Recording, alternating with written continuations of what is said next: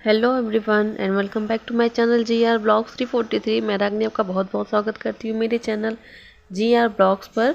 और ये है कल शाम की ही ये जो वीडियो है। तो यहाँ पर मुझे ये शाम से ही क्या नाम है इसको मैंने रिकॉर्ड करना चालू किया था। दिन भर ऐसा कुछ रिकॉर्ड नहीं किया था, तो मैंने सोचा शाम की वीडियो ही आपके साथ शेयर करूँ। तो यहाँ पर वही है, कपड़े ज़्यादा निकल गए थे और मतलब एक ही दिन के कपड़े थे उस दिन, जिस दिन आराध्या का बर्थडे था। तो बर्थडे भी हुआ नहीं, बर्थडे तो मनाया नहीं गया था, बस ऐसे ही बच्चे हैं तो कुछ नया पहनते ही हैं तो मतलब। और फिर हम लोग उस दिन रात के समय भी गए हुए थे, तो वही सब कपड़े निकल गए थे। और जो रोज़ के कपड़े होते हैं पापा के और इनके, मेरे हस्बैंड के, तो वो कपड़े तो थे ही, तो कपड़े ज़्यादा हो गए थे। और ये बच्चों की यूनिफॉर्म भी है, तो ये सब की वजह से कपड़े ज़्यादा हो गए थे, तो टाइम भी ज़्यादा लग रहा था। तो मैंने यहाँ पर फास्ट फॉरवर्ड करके आपको दिखाया है। और कपड़े जो है इसी तरह से मैं वैसा ही फोल्ड प्रेस करती हूँ। तो ये जो प्रेस करने का, ये जो शर्ट प्रेस होता है, तो ये मेरे जो भाई लोग हैं उनको ज़्यादा पसंद आती है मेरे हाथ की इस तरह से शर्ट इस्त्री की हुई। और उनको मतलब उन लोगों को बहुत अच्छा लगता है इस तरह से मेरा, कहते हैं कि एकदम क्रीच अच्छे से बैठ जाती है इस तरह से। तो हाँ, ये इस तरह से मैं हमेशा ही करती हूँ, ये खोलकर बटन हमेशा ही लॉक करके उसके बाद ही मैं प्रेस करना चालू करती हूँ। इससे क्या होता है कि टाइम भी आपका बचता है और ये सेट भी अच्छे से हो जाती है। तो यहाँ पर मेरे कपड़े वपड़े सब कुछ हो चुके थे और सबके कपड़े अलग अलग करके सबके कबर्ड में रख देना, रख तुरंत हाथ के हाथ ही हटा देती हूँ। और इधर मुझे बनाना था शाम के टाइम ही, मतलब रात के खाने में बनाना था बैगन की कलौजी और दाल चावल रोटी, यही तो बनेगा। और क्योंकि शाम का रात में हम लोग के यहाँ यही बन रहा है इस समय, मतलब पूरे ठंडक में यही बनेगा अब। और यहाँ पर मम्मी जो हैं वो अपने हिसाब से ही कलौजी में सामान डलवा रही हैं। तो मैंने पहले रेडी कर दिया था, लेकिन उनको नमक कम लग रहा था, खट्टा कम लग रहा था और तीखा कम लग रहा था, जो कि ये तीनों चीज़ें उनको मना है। डॉक्टर ने इनको साफ साफ बताया है इनको नहीं खानी है ज़्यादा, लेकिन फिर भी इनको मतलब चाहिए एक्स्ट्रा सब कुछ डलवाया है उन्होंने।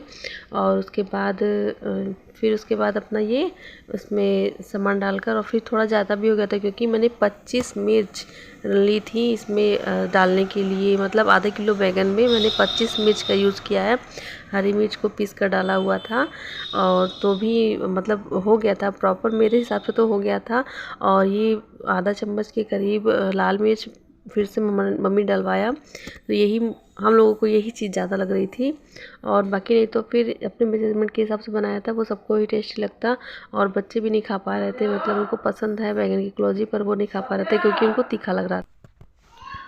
और यहाँ पर अभी तो मतलब मम्मी की थोड़ी तबीयत ठीक लग रही है, तो उन्होंने मतलब ये होता नहीं है थोड़ा कभी कुछ करा लेना, और तो इस तरह से काम वो थोड़ा बहुत कर ले रही हैं। और नहीं तो फिर उनकी तबीयत मतलब बीच में ख़राब ही थी समझ लीजिए, और उनका उठना बैठना भी मुश्किल था और दिक्कत आ गई थी उनको थोड़ी। तो यहाँ पर मेरा खाना भी रेडी हो गया है। और खाना क्या रेडी हो गया, मतलब दाल रेडी हो गया था और चावल भी मैंने चढ़ा दिया। और इधर जो है कलौजी भी, बैगन की कलौजी है, तो इसको भी रख देना है होने के लिए, तो इस तरह से। और इधर एक मैं बात बताना चाहती हूँ कि इसको ढकिए मत बिल्कुल भी, मैंने ढक दिया था। तो ये ढकने से क्या होता है ना, इसके मसाले जो है वो बाहर आ जाते हैं भाप से। जब वो भाप बनकर वो उड़ता है ना, तो उसके मसाले जो है आ जाते हैं। और ये आप, मैं एक बैड न्यूज़ देना चाहूँगी। और मेरे हस्बैंड को मतलब डॉक्टर ने क्या ही बताया, आपके साथ ज़रूर शेयर करना चाहूँगी। तो यहाँ पर उनकी बचपन की चोट है वो अब जाकर उभर गई है। और उनके बचपन में उनके हाथ में शायद फ्रैक्चर हो गया था कभी, तो ये उस वो फ्रैक्चर हुआ था, वो सही से जुड़ा नहीं था, तो क्रैक जो हुआ था वो सही से जुड़ा नहीं था हाथ का। तो वो अब जाकर वो मतलब सूजन आ गई है, स्वेलिंग आ गई वहाँ पर, वो क्रैक जो है वो खुल गया है फिर से। तो यहाँ पर वो 1 महीने से लगभग इन्होंने पहले 1 महीने पहले यूरिक एसिड का जांच कराया था। तो ऐसे ही इनके एड़ियों में भी दर्द हो रहा था, तो फिर इन्होंने सोचा कि यूरिक एसिड की जांच करा ली जाए। तो वही जांच कराया, बस उसी दिन से ये हाथों में से इनके मतलब जो चेक करने के लिए खून वगैरह निकाला जाता है, तो वही निकाला उसी दिन से इनके हाथों में, उसी हाथ में ये दर्द चालू हो गया। और उसी जगह से निकाला था जहाँ से इनकी हड्डी टूटी हुई थी। तो वहीं से दर्द चालू हुआ। फिर हम लोगों को लगा कि नहीं शायद नस का कोई प्रॉब्लम हो, क्योंकि नस में से वो खून निकालते हैं, तो नस का कोई प्रॉब्लम हो तो न्यूरो को दिखाया जाए। तो फिर ये वहाँ पर गए तो ऐसा कुछ नहीं था, और ये हड्डी का मामला निकला, हड्डी क्रैक हो गई है फिर से इनकी। तो वही 1 हफ्ते का जो है दवा है देकर, और फिर अगर नहीं सही होता दवा से तो इनको प्लास्टर भी करवाना पड़ सकता है, ऐसा डॉक्टर कह रहे हैं। तो वही होता है, जब समय सही नहीं होता है तो हर तरफ से जो है एक एक से चैलेंजेस आते ही रहते हैं। तो ये तो जीवन का एक पार्ट है। आप एक चीज़ को लेकर तो बैठ नहीं सकते हैं, और ये साथ साथ जीवन के चलता ही रहता है। लेकिन यही है कि जब, और ये अकेले भी हैं, इनके साथ कोई करने वाला भी नहीं है, तो इन्होंने आज मतलब तो दुकान भी बंद करके रखी हुई थी, स्टाफ लोग भी मतलब वैसे बैठे हुए थे। तो यही है, अगर ये नहीं रहेंगे तो फिर इनको दुकान भी पूरी बंद करनी पड़ती है, कोई देखने वाला भी नहीं रहता है उस टाइम पर। और किसी के भी अकेले के ईमान का तो नहीं होता है दुकान वगैरह चलाना। और यहाँ पर मेरा काम सारा हो चुका है, तो मैं हाथ के हाथ ही जो है ये चकला बेलन ज़रूर अपने हाथ से ही निपटा देती हूँ, और इसको मैसिंग में बिल्कुल नहीं डालती जूठे बर्तनों के साथ।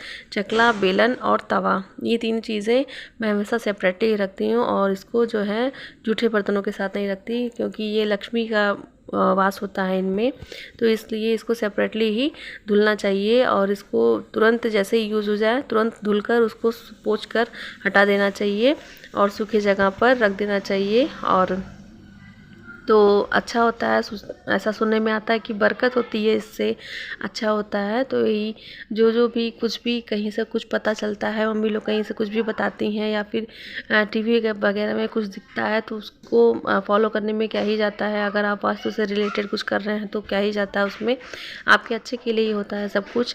तो यहाँ पर ये जो है मैंने बनाया था शाम के टाइम पर सिंघाड़े का हलवा, कच्चे सिंघाड़े का, जो कच्चा सिंघाड़ा आता है उसी का हलवा मम्मी को खाने का मन था, तो फिर उन्होंने मतलब कह दिया था, तो शाम को ही बना कर रख दिया था। आधे घंटे में, मतलब आधे घंटे बाद भी वो सही से सेट नहीं हुआ था, और ये मेरी कलौजी बनकर रेडी हो गई है।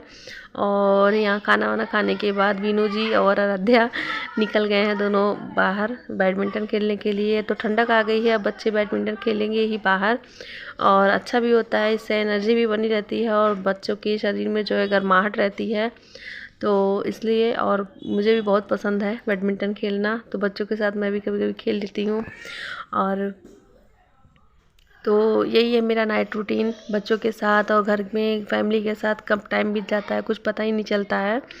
और सब कुछ एक एक दिन ऐसा बीतता जाता है जैसे मतलब पंख लगे हों समय में और यहाँ पर मेरे चने भी जो है मैंने धुलकर भिगो दिए हैं। करती हूँ यहीं पर एंड, और आज मैंने आपसे डायरेक्टली कोई बात नहीं की, इसके लिए सॉरी। और मेरा ये नाइट रूटीन ही था, मतलब रात का ये खाना पीना। और हम लोग क्या रात में ही इस समय ठंड के सीज़न में, जब दिवाली के बाद से ही रात में क्या है दाल चावल वगैरह ये सब बनने लगता है, क्योंकि दिन में चीज़ें ठंडी होने लगती हैं और किसी को खाने का टाइम भी नहीं होता है, इसलिए डायरेक्ट रात में ही जो बनना होता है वो बनता है। और दिन में पराठा सब्ज़ी हुआ, रोटी सब्ज़ी हुआ, ऐसा ही बनता है। और तो चलिए मैं अपने ब्लॉग को करते ही पर आई होप आपको मेरा ये ब्लॉग पसंद आया हो तो मेरे चैनल को सब्सक्राइब करिएगा और बेल आइकन के बटन को ज़रूर प्रेस करिएगा, ताकि आपको मेरी वीडियोस की नोटिफिकेशन मिलती रहे।